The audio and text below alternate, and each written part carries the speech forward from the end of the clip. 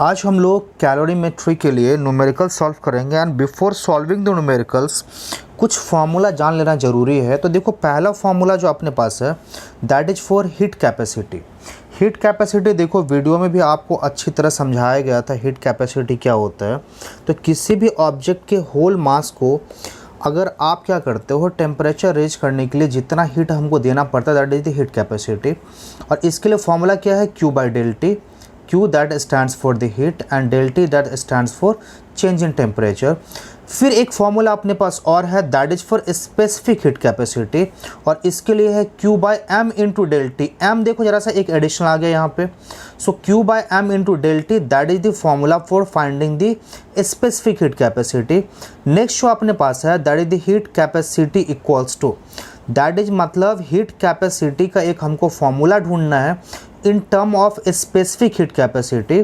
So heat capacity equals to mass into specific heat capacity, ये अपने पास क्या होता है, रिक्वायर्ड फार्मूला है। एक और देखो, Q equals to M C del T, ये अपने पास फार्मूला है। एक फार्मूला तो ये आ गया, एक ये आ गया, ये थर्ड वन आ गया, ये फोर्थ वन आ गया। So Q equals to M C del T, M stands for mass. मतलब अगर हमको हीट एनर्जी फाइंड करनी है और अगर ये सारा इन्फॉर्मेशन है तो हम लोग क्या करेंगे, डायरेक्ट इसी फॉर्मूला का यूज करेंगे।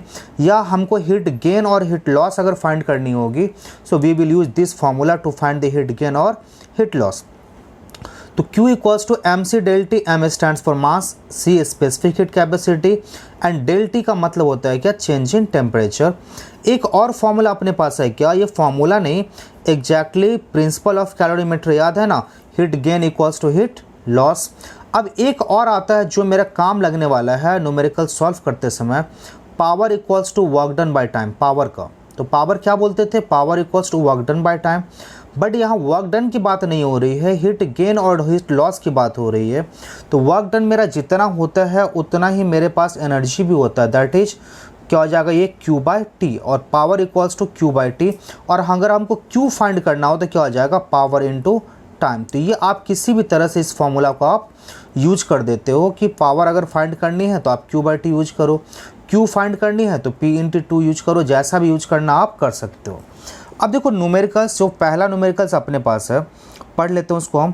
Calculate the heat capacity of a copper vessel of mass 150 gram if the specific heat capacity of the copper is 410 joule पर केजी पर केल्विन। कैसे पढ़ेंगे इसको, 410 जूल पर केजी पर केल्विन। और इसी से रिलेटेड मेरे सेकेंड पार्ट भी है, how much heat energy will be required to increase the temperature of the vessel in the part A. मतलब यहाँ से जो इन्फॉर्मेशन मिलेगा उस पार्ट की बात कर रहा है, from 25 degree C to 35 degree C. Numerical solve करने के पहले कुछ चीज़ें आपको जान लेना बहुत ज़रूरी है, और इसके बाद ही आप न्यूमेरिकल्स प्रॉपरली सॉल्व कर पाओगे। क्या क्या जानना ज़रूरी है, तो पहला क्या क्या डेटा आपके पास है। अगर आप डेटा प्रॉपरली लिखना सीख जाते हो, मतलब ये समझ लो आपके पास 80% जो काम है वो कंप्लीट हो चुका है। क्यों, क्योंकि डेटा गैदर करना और फॉर्मूला यूज करना ही 80% काम होता है न्यूमेरिकल सॉल्व करते समय। तो देखो, पहला स्टेप हम लोग स्टार्ट कर देते हैं, तो इसका आंसर करते हैं। पहला क्या लिखा हुआ, calculate the heat capacity of A copper vessel of mass 150 ग्राम। हमने जो दिया हुआ था हमने लिखना स्टार्ट किए, मास कितने का है, 150 ग्राम का। चलो कोई कन्फ्यूजन नहीं। Specific heat capacity of the copper is 410, जो दिया हम लिख देते हैं।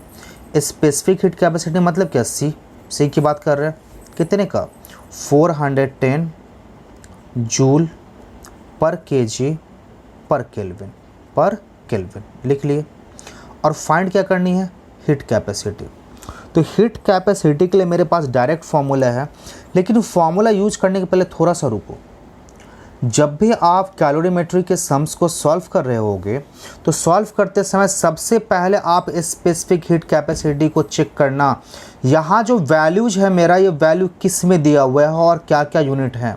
देखो जरा सा, मास के लिए मेरे पास यूनिट क्या लिया गया, केजी में लिया गया मास।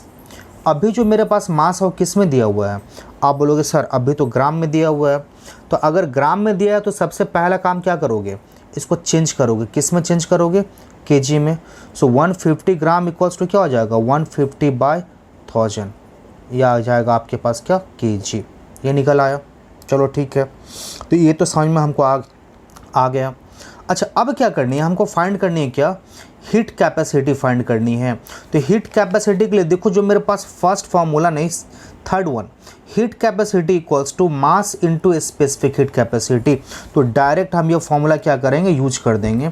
क्या लिखो जरा सा, हीट कैपेसिटी, क्या लिखोगे, heat capacity equals to mass into specific heat capacity.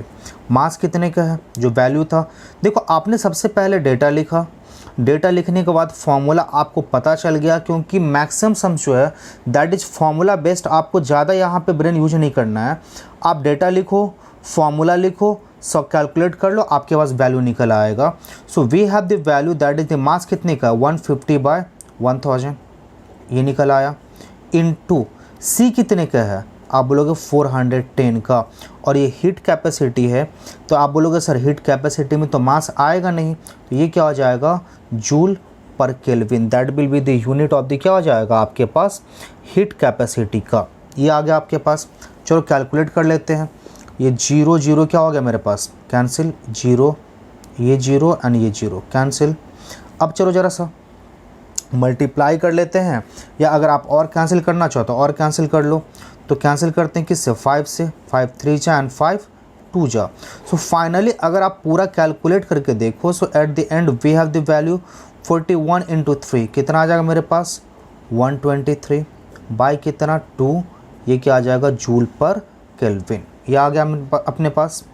अब चलो ज़रा से इसको कन्वर्ट कर लेते हैं, 2 6 जा 2 1 जा, तो 61.5 जूल पर केल्विन, ये आपके पास क्या होगा, वैल्यू निकल आया। लेकिन अभी ये क्या आप पूछोगे कि सर ये कंप्लीट हो गया, तो हाँ मेरा जवाब होगा कि ना, क्योंकि अपने पास तो सेकेंड पार्ट भी है इसका। तो सेकेंड पार्ट क्या था, आ जाते वहाँ पे, how much heat energy will be required to increase the temperature of the vessel in part A. मतलब पार्ट ए में जो मेरे पास इंफॉर्मेशन था उसी इंफॉर्मेशन को यूज करना है, और यूज करके फिर हमको सेकंड पार्ट को सॉल्व करना है। तो पार्ट ए का इंफॉर्मेशन, अब बी में आ जाते हैं। तो पार्ट ए में हमको एम कितने का दिया था, आप बोलोगे सर एम तो मेरे पास था क्या, 150/1000, और ये केजी था। केजी क्यों, क्योंकि मेरा सी किस में दिया था, केजी में। अच्छा, दूसरे में फिर एम तो मेरे पास मिल गया। दूसरा मेरा इन्फॉर्मेशन क्या था, सी को लेकर था। तो सी मेरा दिया हुआ था, सी कितना था, आप बोलोगे सी दिया हुआ है सर 410 जूल पर केजी पर केल्विन, ये मेरे पास दिया हुआ है। अच्छा, इसके बाद फिर बोलोगे सर एक और इन्फॉर्मेशन अपने पास है, और यहाँ इन्फॉर्मेशन दिया है क्या, टेम्परेचर के बारे में, from 35 degree C to 25 to 35 degree C. तो मतलब अगर आप बात करें चेंज की टेम्परेचर की, अगर हम डेल टी की बात करें, तो डेल टी मेरे पास कितना आ जाएगा, 35 - 25। डेल टी तो हमेशा ऐसे निकालते हो, फाइनल से आप इनिशियल क्या करोगे, माइनस कर दोगे। So that is the 10 degree C. Any confusion. हमको क्या फाइंड करनी है, तो हमको फाइंड करना है क्यू। तो क्यू के लिए तो मेरे पास सिंपल फॉर्मूला है, Q equals to M C del T. चलो ज़रा सा वैल्यू पुट कर देते हैं। मेरे पास m कितने का है, आप बोलोगे सर m तो मेरे पास है 150 बाई कितने का, ये आ गया मैं अपने पास 1000 इनटू, और c मेरे पास कितने का है 410, हमने लिख दिया 410, और इनटू डेल टी कितने का है, सो डेल टी कितने का है 10 का है, और हमको क्या निकालना है, q निकालना है। तो q का यूनिट क्या होता है, जूल। तो ये अपने पास क्या आ गया, जूल। कैंसिल कर लेते हैं, 0 0 0 0 और ये 0 एंड ये 0 कैंसिल।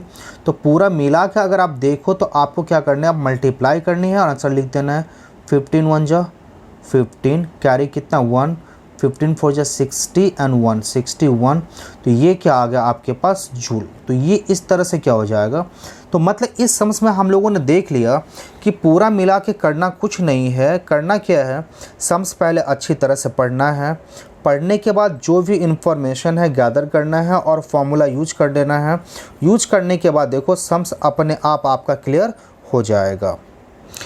सेकेंड नंबर सम्स देखो ज़रा सा, calculate the heat energy required to raise the temperature of 100 gram of copper. तो जो जो इन्फॉर्मेशन मेरे पास आता जाएगा हम क्या करेंगे, उस इन्फॉर्मेशन को यूज करते जाएंगे। मास कितने का आया मेरे पास, 100 ग्राम, हमने लिख दिया 100 ग्राम। तो जो पहला स्टेप और सबसे ज़रूरी स्टेप जो है that is collect the data जो भी आपके पास दिया है of copper from 20 degree C to 70 degree C. मतलब आपके पास डेल टी भी दे दिया, तो डेल टी इक्वल्स टू कितना 70 minus 20 that is 50 degree C. चलो ठीक है, कोई दिक्कत नहीं। Specific heat capacity of copper ये भी आपको दिया हुआ है, सी आपको दिया हुआ है, सी कितने का 390 जूल पर केजी पर केल्विन। अब फिर से आप बोलोगे सर मेरा मास तो यहाँ पे किस में दिया हुआ, केजी में दिया हुआ है, तो इसको भी हम किस में कन्वर्ट करेंगे, केजी में कन्वर्ट करेंगे। तो मेरे पास क्या आ जाएगा 100/1000, 1000 क्या आ जाएगा ये केजी आ गया। चलो ठीक है, फाइंड क्या करनी है, calculate the heat energy required. तो हीट के लिए मेरे पास तो एक ही फॉर्मूला है, Q equals to M C del T equals to, चलो ज़रा सा m कितने का है, आप बोलोगे सर m मेरे पास है क्या 100/1000, हमने लिख दिया, इनटू c कितने का है, तो c है 390, इनटू डेल टी कितने का है, डेल टी है अपने पास क्या 50, और ये क्या निकलेगा अपने पास जूल निकलेगा। चलो ठीक है, तो ये तो हमने लिख दिया। अब चलो ज़रा सा यहाँ से कैंसिल करते हैं, 00 00 10 10 ये कैंसिल, और अब क्या करनी है हमको मल्टीप्लाई करना है और आंसर लिख देना है।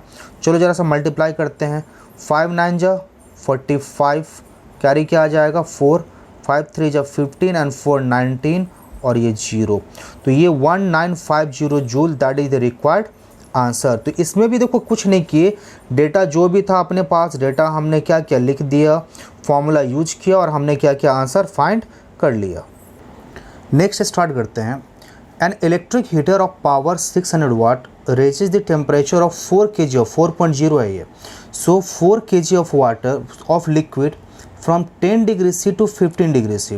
तो देखो यहाँ से अभी तक हमको काफ़ी इन्फॉर्मेशन मिल चुका है, और जो जो इन्फॉर्मेशन है अपने पास आप लिखते चले जाओ। First and the foremost rule यही है इसका। तो पावर आपके पास कितने का आ गया 600 वाट, वाट का मतलब क्या आप अच्छी तरह जानते हो 600 जूल पर सेकेंड, यही ना जूल पर सेकेंड, ठीक है। तो ये पहला इन्फॉर्मेशन मिला।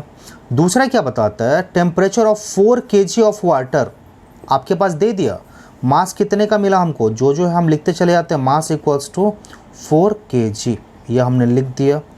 और फ्रॉम कितना, अब temperature from 10 degree C to 15 degree C, मतलब जो टेम्परेचर रेज करना है वो रेज कहाँ से कहाँ तक करना है 10 डिग्री से 15 डिग्री सी तक। तो यहाँ से आप बात कर लो डेल टी, तो डेल टी इक्वल्स टू क्या बोलोगे आप 15 माइनस 10 दैट इज क्या आ जाएगा 5 डिग्री सी। तो ये आपके पास डेल टी भी मिल चुका है। आपको फाइंड क्या क्या करनी है, तो फाइंड करना है आपके पास क्या, पहला देखो ज़रा सा हीट कैपेसिटी। तो हीट कैपेसिटी के लिए तो फॉर्मूला ही है Q बाई डेल टी, मतलब अगर मेरे पास Q मिल जाए तो हम डेल टी क्या करेंगे, डेल टी तो मेरे पास दिया हुआ है, हम क्या कर सकते हैं ईजिली वैल्यू फाइंड कर सकते हैं। और एक इन्फॉर्मेशन देखो इसके बाद और दिया है इन 100 सेकेंड, कितने का दिया है 100 सेकेंड। सो अपने पास T जो है दैट इज़ दी 100 सेकेंड, ये हमने लिख दिया। अब हमको इन सारे इन्फॉर्मेशन से मेरे पास P है, T है, M है और डेल टी है, तो ये मेरे पास आधा काम, अब 50% काम आपने सम्स क्या किया सॉल्व कर लिया। मतलब बोलोगे सर अभी तो कुछ सॉल्व नहीं किया, अभी तो सिर्फ लिखे हैं। लिखे हो मतलब क्या, जब आप डेटा को प्रॉपरली लिखना सीख जाते हो इसका मतलब आप सम्स करना सीख गए हो। आप बोलोगे सर हीट कैपेसिटी के लिए हमको चाहिए क्या, Q चाहिए और डेल टी। डेल टी तो मेरे पास है और Q हम निकाल सकते हैं, मेरे पास एक फॉर्मूला है P इंटू टी, पावर का फॉर्मूला बिल्कुल, तो चलो ये यूज कर लेते हैं। So Q equals to P into T, P कितने का 600 इंटू टी कितने का अपने पास 100, और ये क्या निकलेगा joule, that is the 612,340 joule, ये आपके पास निकल आया। चलो वेरी गुड। अब क्या निकलना हीट कैपेसिटी, आप फॉर्मूला लगा दो, क्या लिखोगे यहाँ पे heat capacity, heat capacity, capacity equals to heat capacity का फॉर्मूला। तो फॉर्मूला आपके पास बहुत सिंपल सा है, आप क्या लिखते हो heat capacity equals to Q by del T. तो Q कितने का आपके पास है, Q बोलोगे सर 640 1 2 3 4 और बाई डेल टी कितने का आपके पास है, तो डेल टी आपके पास है सिर्फ 5 ये, और ये क्या हो जाएगा जूल पर केल्विन, यहाँ मास वाली बात नहीं होगी। 5 से कैंसिल करो, सो 5 1 जा एंड 5 2 जा, और ये कितना आ जाएगा आपके पास 12,000। सो दैट इज क्या हो जाएगा 12,000 जूल पर केल्विन। अगर इसको आप ऐसे लिखना चाहो तो ऐसे लिखो, या क्या हो जाएगा 1.2 इंटू 10 पावर क्या हो जाएगा 4 जूल पर केल्विन, ये आपके पास वैल्यू निकल जाएगा। दोनों में से आपको जो पसंद हो आप लिख सकते हो। लेकिन क्या होता है जब 100 मीन्स 1000 के ऊपर मेरे पास वैल्यू आता है तो हम 10 के पावर में एक्सप्रेस करना स्टार्ट कर देते हैं। अब इसी में देखो जरा सा एक और क्वेश्चन पूछा है स्पेसिफिक हीट कैपेसिटी। तो देखो जरा सा आपके पास हीट कैपेसिटी और स्पेसिफिक हीट कैपेसिटी दोनों के लिए एक रिलेटेड फार्मूला था, याद है ना फॉर्मूला क्या था फॉर्मूला, तो heat capacity equals to, formula अपने पास क्या था, heat capacity equals to m into specific heat capacity, m into C. तो C इक्वल्स टू क्या हो जाएगा हीट कैपेसिटी बाय m। तो हीट कैपेसिटी आपके पास कितने का है, आप बोलोगे सर 12,000 का, तो लिख दिए यहाँ पे 12,000 बाय आपके पास m कितने का है, m देखो जरा सा आपने लिख रखा है m that is the 4 kg, तो 4 kg यहाँ पे हम लिख देते हैं 4 kg का। और आप क्या निकालो C निकाल रहे हो, तो इसके लिए क्या हो जाएगा यूनिट क्या हो जाएगा जूल, आपके पास यूनिट आ गया जूल पर kg पर kelvin, that is the unit. अब आप कैंसिल करो जरा सा, ये 4 3 जा, ये कितना आ गया 3000। सो दैट इज द क्या हो जाएगा 3000 जूल पर kg पर केल्विन, ये आपके पास यूनिट, तो 3000 होगा ये 3000। अब अगर 3000 लिखना चाहो तो वो भी ठीक है, या 3 इंटू क्या आ जाएगा आपके पास 10 पावर 3, आप जैसा लिखना चाहो आप वैसे लिख सकते हो, कोई दिक्कत नहीं है, जूल पर kg पर केल्विन। एनी कन्फ्यूजन, तो मेरे ख्याल से आप समझ में आ गया होगा कि डेटा लिखना है और फॉर्मूला का हमको यूज कर देना है।